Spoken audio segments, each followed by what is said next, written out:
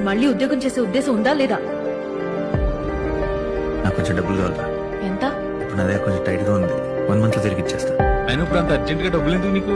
లేదు నా నీకు పార్టీ వాడు నన్ను ఎప్పుడు ఏం అడగలేదు సార్. నీకు అవసరానికి మించి ఆశపడే కొడుకున్నా సంపాదించే పెళ్ళాం లేదు. నువ్వు ఇంతకు మించి దిగజారవన్న ప్రతిసారి యు ప్రూవ్ మీ రాంగ్. మీరు చెప్పింది కరెక్ట్ సార్. నేను ఈ రోడ్ లోపల తప్ప బయట బతకలేను. Is bloody 36 years old. ఇప్పుడు మనం సెలెక్ట్ చేసిన ఏం ఉపయోగం ఉంటుంది?